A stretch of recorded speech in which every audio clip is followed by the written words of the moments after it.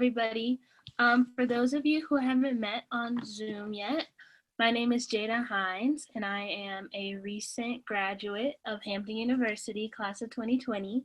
While I was at Hampton, I studied psychology and pre-med, and I really enjoyed my time at Hampton. And I know throughout these videos, you guys are going to get to talk to some other Hampton students as well. So I'm going to talk about my specific experience there. And one of the cool things that I got to do while I was at Hampton was I was a part of the early medical school selection program at Boston University.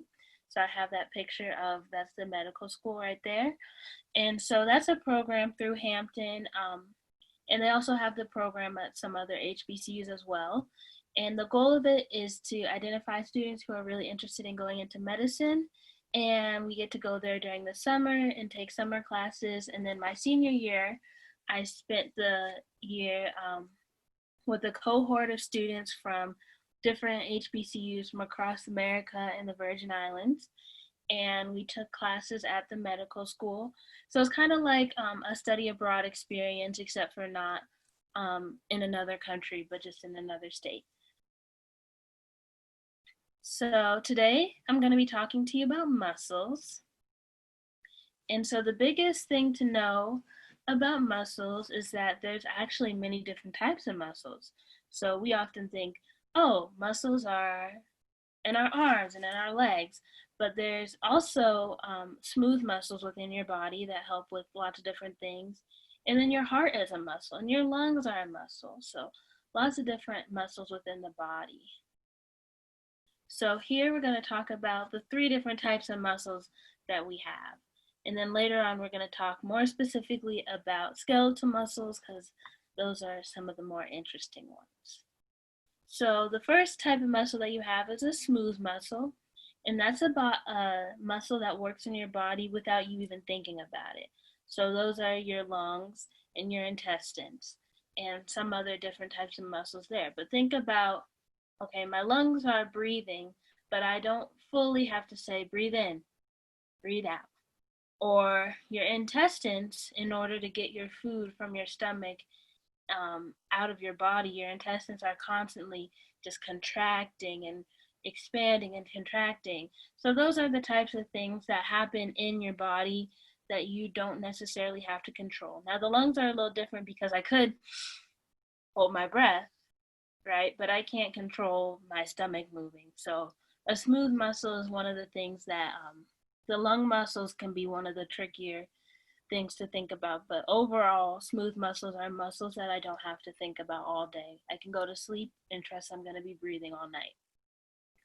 And the other cool thing about these muscles is that they have unlimited energy. So with the exception of, like, if you have a lung disease or something like that, maybe causing you to have trouble breathing, typical breathing is not going to wear me out. Same with digestion. I'm not going to be like, oh, I'm so tired, I've been digesting all day. So it's unlimited energy. Those lungs never tire out on you completely. And that's kind of different than skeletal muscle. So skeletal muscle are the type of muscle that we think about more often when someone says muscle. And that muscle is muscles in our bodies that we consciously have control over. So I can say, I'm going to reach out and I'm going to grab this cup. And anytime I'm grabbing that cup, my brain is sending messages to my arm and my hand and my wrist and my fingers to move. And so those are things that we have control over. Or I can say, oh, I'm going to go on a run. So I have control over that movement. But the one thing about that is that these muscles do not have unlimited energy. So that's why when we are working out, sometimes in gym class or playing sports or wherever it might be, eventually you could get tired. You know, if you run, you could run and run and run, but at some point you're going to have a point where you stop because you've used the amount of energy that your muscles have. And that energy can vary between the person, and that's where training comes in, because someone like Usain Bolt has a lot more energy stored up in their muscles than someone like me. Okay, so the last one that we're going to talk about quickly is the cardiac muscles, and those are found in your heart, and those are completely um, automatic, right? So I can't stop my heart, and I can't cause it to actively speed up just by thinking. So we're going to say those are automatic, but those are also muscles that never tire out, which is a great thing. So now we're going to talk about skeletal muscles, which in my opinion are the most interesting. And most commonly you'll hear that there's 650 skeletal muscles in your body, but this number is always growing. And some professionals think that there's up to 840. So for instance, there was a muscle that they just found, I think in September, people started studying it. So now it's a big debate whether it's a muscle or not. And it's basically, it's the lining. Basically, you have intestines in your stomach, and those intestines have like a little wall that connects it to the back of your stomach so that your intestines aren't just falling out of your body. And so for the longest time, we just thought that the only mechanism for this thin sheet of skin was to hold your intestines inside your intestine cavity. But now they're thinking that that muscle, that skin is actually a muscle and it actually moves. So that's why muscles are so cool, because they're constantly finding new ones. So some fun facts about muscles.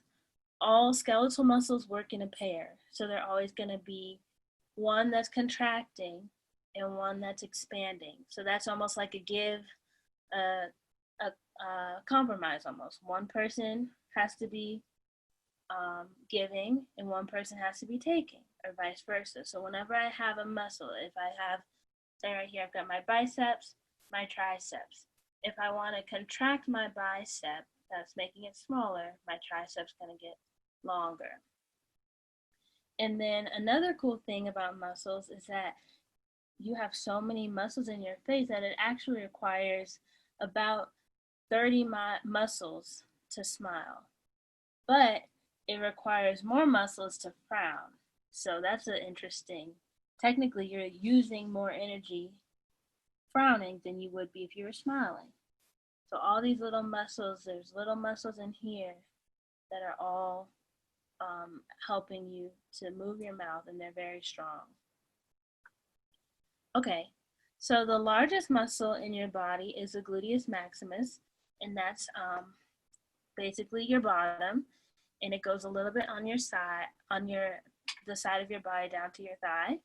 And its biggest thing is to help move the hip and move the leg. And even though it's one of the strongest muscles in your body, it's actually not the strongest muscle. And we'll talk about that a little bit later. And one of the smallest muscles in your body is called the stapedius muscle, and it's in your inner ear, and it helps basically change how you hear sound. It makes it so that you can hear something really loudly, or make it so that if you're hearing something really loud, it's not going to blow your eardrums out. So it's controlling the sound that's getting in your ear. So right now we're going to talk about anatomy and physiology of the muscles. And those are two kind of big, scary words, but really anatomy is just the what, right? So what is it? What does it look like? Where do I find it? And the physiology is how. So how does it work? So, okay, the first picture that we have is a muscle fiber. And basically, the whole radius of this is one muscle bundle. And so when you have a big muscle, like we'll use the bicep for instance, it's made up of a lot of these bundles. And then inside the bundle, we have a whole bunch of really thin cells. So when you see, when you look inside this bundle and I see all those lighter pink circles, those are individual cells. And so if you watch my earlier video, we talked about how the cells are look like this, but in the muscle fiber, the cells are going to be circular, but they're also going to be really long and drawn out, and they're going to extend the full length of your muscle. And then the physiology of a muscle, how it works. Remember, we said that they're pairs. So muscles contract and expand. And our brain sends out signals to tell the muscle if it should be contracting or expanding. So that's how I decide if I'm going to move my arm this way or if I'm going to move it out. Because this way I'm contracting the bicep, and this way I'm expanding the bicep. Okay, so one very important thing to know about muscles is that each muscle is attached to a bone, and they've got this like intermediate piece, and those are called the tendons. And so basically the main goal of the tendon is just to hold the muscle to the bone. So if you actually are touching a muscle piece, the muscle is a little bit softer, then the tendon gets a little bit more sturdy, and then you've got the bone, which are really hard. Okay, so one of the cool things that we talk about in muscles, or that we hear a lot, is muscle memory. So for instance, I'm a dancer, so sometimes I have muscle memory. If I've done a dance a million times, I'm going to be able to do the dance without thinking about what's my right foot doing, what's my left foot doing, and that type of memorization is called muscle memory, and we're going to talk about how you get that. So basically, when you practice, well, first off, let's start here. When I'm moving a muscle, like we said before, that my brain is going to have to send signals to the muscle. And with those signals, my brain would send out chemicals as well. So I have this neurological aspect, and then I also have a chemical aspect that are sending signals to this muscle to tell it to move. And when I practice moving in the same way over and over again, my brain's going to get really good at sending that signal. Almost like how the first time you drive to school, you need directions. But then if you go to the same school for, 4 years, you're going to be able to drive to school very easily without looking at the map. And that's the same with muscle memory. So if I am practicing the same movement multiple times, that firing and that chemical reaction that causes my muscles to move is going to happen instantaneously as opposed to slowly like the first time. So that's one of the things when they say practice makes perfect, it's really true, because if you practice your free throw a million times, or if you practice scoring that goal a million times, eventually when you get on the field, that's going to become second nature. It's going to be instinct rather than something that you're really in your head processing. So some final thoughts about muscle. One cool fact about muscle is that muscle weighs a lot more than fat. And you can see that in a picture, the picture on the left. We've got the yellow kind of stuff is fat, and then the red stuff is the muscle. And those are, you can just see that both of these scales are at the same reading. However, there's a lot less muscle. So muscle is very, very densely packed cells, versus fat is loosely packed cells. And so that's why someone like Arnold Schwarzenegger, who is like a bodybuilder, he's very, very dense. He weighs a lot, even though he's not very a big man. He's just a bulky man, right? And so muscle is going to account for 40% of your body weight, because most of, our bones, when you look at a skeleton, you're like, it's not really much to the skeleton. The bones are there, but most of our body is made out of different muscles in different layers, and they're all going in different directions. Okay, so the strongest muscle, remember how we talked about the biggest muscle was the gluteus maximus, but one of the strongest muscles in your body is actually in your face, and it's located on the top half of your jaw, and it's used for chewing. So because we use our mouth so much for talking, breathing, and then also chewing, that muscle gets a lot of exercise. So it's really one of the strongest muscles in your body. Um, and then another cool thing is that we look at someone who has a lot of muscle and we might say, oh, they have more muscle than me. And that's true and false because at the end of the day, we're all born with the same amount of muscle fibers. And when I work out or when I do exercising and my muscles start to get bigger, I'm not actually gaining muscle fibers, but my muscle fibers are getting thicker and thicker.